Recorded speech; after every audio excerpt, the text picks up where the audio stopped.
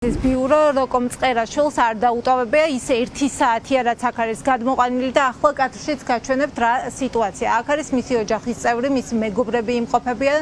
წყერაშვილი არის ახლა შიგნით განყოფილებაში, უფრო სწორად ფოიეში ჩანს და მაყურებელს შეიძლება ახლა ჰქონდეს შესაძლებლობა რომ კადრში დაინახოს რა ხდება. მას პოლიციელები ესაუბრებიან, დაახლოებით 3 ადამიანია პოლიციელი მასთან ერთად და ამ დრომდე ოჯახს და არც მათ შორის მწყერაშვილს არ აქვს ინფორმაცია რატომ ურდება პროცედურები, რატომ არ აძლევენ მას შესაძლებლობას, რომ შენობა დატოვოს, რადგან თავდაპირველად მას შემდეგ რაც ტესტი ჩააბარა, მას ცოტა ხანში უთხრეს, რომ მალე შეძლებდა ის გასვლას და დატოვება შენობის, თუმცა უკვე როგორც გითხარით, 1 საათია აქ მოლოდინის რეჟიმშია და ელოდება, როდის მისცემს მას პოლიცია შესაძლებლობას, რომ წავიდეს. ახლა ოჯახსაც აქვს კითხვები, რატომ აჭიანურებენ ამ პროცედურებს, რაც უკავშირდება მისი ამ დრომდე აქ გაჩერება, თუმცა როდესაც ისინი პოლიციას კითხვას უსვამენ, საპასუხოდ ვერაფერს ვერ ისმენენ, რატომ ტოვებენ გარდა იმისა, რომ 5 წუთში ან 10 წუთში მისცემენ მას შესაძლებლობას, რომ დატოვოს შენობა. ერთადერთი რაზეც აქვთ აქ შეკრებილებს პასუხი, ეს ყველაფერი არის ტერორი, დაშინება მოქალაქეების წინააღმდეგ შემთხვევაში, აი ეს ამდენხნიანი დაყონება საჭირო არ იქნებოდა.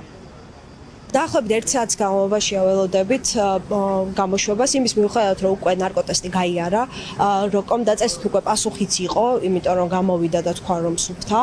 ამის მიუხედავად მათ მაინც გააჯანჯღლეს პროცესი და დაახლოებით 1 საათის განმავლობაში რამდენჯერაც გვეკითხებით რომ როდის მორჩება ამბავი, გვეუბნებიან რომ 5-10 წუთის განმავლობაში გაგრძელდება ისევ პროცედურა და მორჩება, თუმცა ფაქტია დასტურს ელოდებიან, ბრძანებას ელოდებიან და რა ბრძანებასაც მიიღებენ იმ შეასრულებენ. ისინი ფიქრობენ, რომ ნარკოპოლიტიკა შეიძლება იყოს მათ შორის ერთ-ერთი იარაღი მათთვის, რომ როგორღაც მასიურად მოხდეს ადამიანების დაშინება.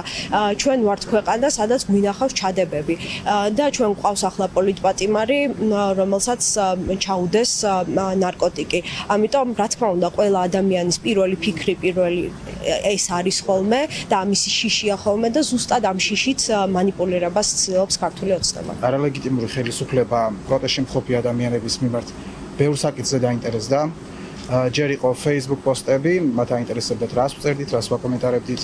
ეხლაც აინტერესებდა, ეხლა უკვე გადავიდნენ შარდის ხარისხზე, ყველა მეთოდით გადავიდნენ რეპრესიებზე. არაფერმა არ გაჭრა, რაც აქამდე გაუკეთებიათ და მე დარწმუნებული ვარ, რომ არც ეს არ გაჭრის და რაც ზუსტად ვიცი, რომ ჩვენზე არ გაჭრის, არც როკომ წყერაშვილზე და ზოგადად იმ ადამიანებზე, რომლებიც პროტესტში არიან ჩართული უკვე. ზოგადად ნარკომანხმარებლების რესურს ხელისუფლების ნებისმიერი ავტორიტარული ხელისუფლება ყოველთვის კარგად იყენებს კონტროლისა და დაშინებისთვის. მრავალჯერ გვინახავს ჩვენ ეს მეთოდები, მათ შორის წინასაარჩევნოდ და განსაკუთრებით აქტიურად და ახლა მოცემულობაში, როდესაც პროტესტი არის ქვეყანაში და აქტიური მოქალაქეების დაშინება უნდათ და მათი განეიტრალება პირველ რიგში, არ გვიკვირს ის რაც ხდება, იმიტომ რომ ეს არის ერთ-ერთი ყველაზე მნიშვნელოვანი ბერკეტი, რითიც ცდილობენ გაჩერებას ამ ადამიანების და ამის გაგრძელება, რასაც უყურებთ ამ რეიდებით. ახლა ოჯახი თვლის, რომ მწყერაშვილს გადაიყვანენ სადმე, თუ გაათავისუფლებენ ახლავე. ყველაფერი დამოკიდებულია გადაწყვეტილებაზე და სამართალდამცველებიც, რომლებიც ახლა დიღომში მწყერაშვილთან ერთად იმყოფებიან, ელოდებიან რეალურად მითითებას, როგორ მოიქცნენ გამოუშვენ ის თუ რაიმე სახით თუნდაც დაკითხვაზე სადმე გადაიყვანა.